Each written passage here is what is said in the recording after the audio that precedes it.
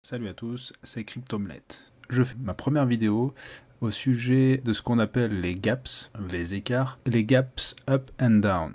Je vais mettre en première vidéo ce sujet par rapport au prix de Bitcoin parce que on est à un niveau de prix qui est assez décisif et il faut que je sorte la vidéo tant que cette théorie a encore du sens. Je prévois d'en sortir d'autres pour vous parler plus extensivement de la situation de crash de Bitcoin suite à la bulle qui a été créée. Et je vous présenterai aussi une vidéo très certainement des cibles que j'entrevois et que j'envisage pour la fin, si on peut dire ça, la fin du crash de Bitcoin.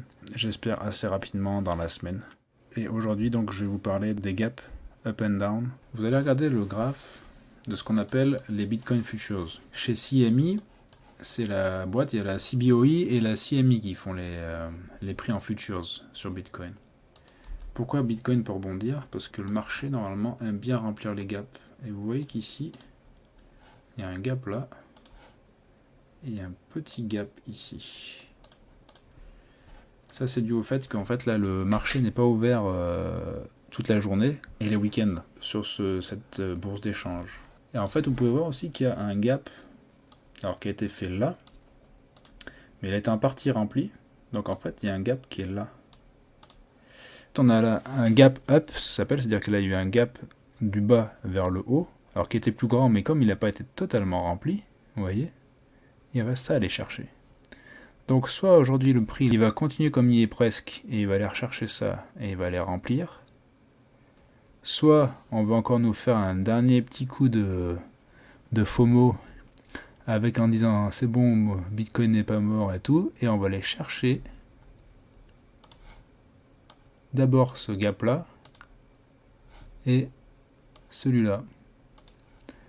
Je sais pas quelle est la pattern qui est en train de se dessiner là dans ces bougies journalières, mais en fait là vous avez un truc intéressant quoi. C'est-à-dire que en fait là vous allez me dire ouais mais dans le reste du marché crypto on s'en branle. Ouais mais le problème c'est qu'en fait c'est les gens qui sont derrière ces futures là qui font bouger le prix de Bitcoin.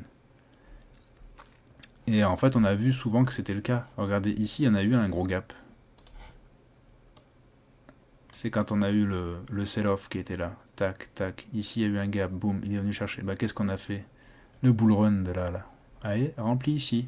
Et tous les gaps, vous pouvez regarder, ils ont été remplis. Et apparemment, de ce que j'ai compris, je sais pas si historiquement tous les gaps sont remplis, mais de plusieurs vidéos que j'ai écoutées, de plusieurs trucs que j'ai lus, les gaps sont généralement, apparemment, tous remplis. Donc il y aura ce petit gap, celui-là et celui-là. Donc à savoir, est-ce que ça va d'abord remplir là, puis repartir chercher là. Après je fais des lignes droites mais ce ne sera pas des lignes droites. Ou est-ce que ça va d'abord venir chercher là? Je sais pas. Personne ne sait, on va voir. Sachez que ça c'est une éventualité qui peut expliquer un rebond qui nous amènerait là. Si là c'est le bas de ce qui vient de se passer comme action. Là, vu ce que je vois, je me demande si c'est vraiment le bas. Admettons que là, c'est le bas. Regardez. Les 50% ici et les 61% avec les 65% ici de Fibonacci. Ça, c'est ce qu'on appelle la Golden Zone. Mais voilà, on est à 50%. Et 50%, c'est un niveau classique de retracement. 61, ça veut dire que ce serait quand même pas mal bullish si ça allait jusqu'à 61. Le 50 et 61, c'est ce que je vais vous montrer. Ça sert dans de nombreux algorithmes de trading qui servent à acheter et à vendre en fait.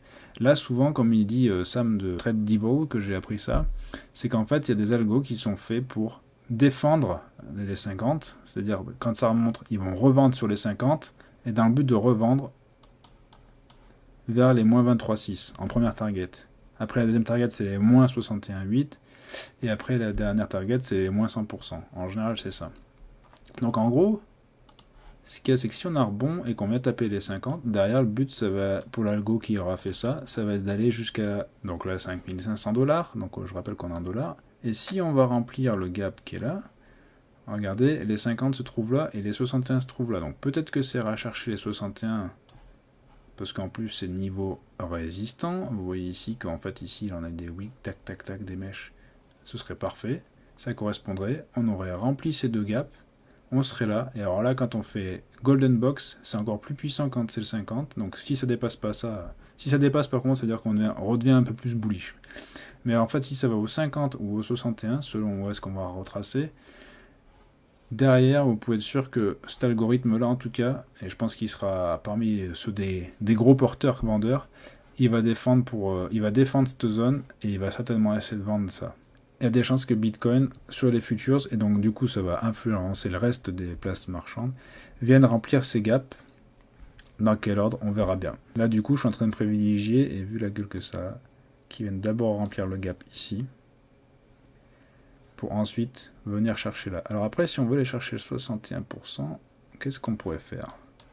On pourrait se dire, ah regardez, là il y avait une droite qui guidait les prix. Regardez-moi ça. Ça peut très bien venir remplir et venir nous refaire un nouveau plus bas. Et justement, les 5400, 5200, c'est aussi une zone de confluence pour d'autres choses. Regardez, si là j'ai les 61,5, la Golden Box, qui revient pile poil en haut de là où il faut fermer. Et alors dans ce cas-là, on a même encore pire, on va vers les 4006, qui se rapproche de la grosse zone du gros Fibo, qui se rapproche des 4000. Enfin, après, ça dépend comment on le prend. Il est vers 4007, 4008, d'autres vers 4003. En fait, 4003, c'est plus le VPVR qui donne 4003. Et le Fibo à 78,6, il est plutôt dans ces zones-là, en fait.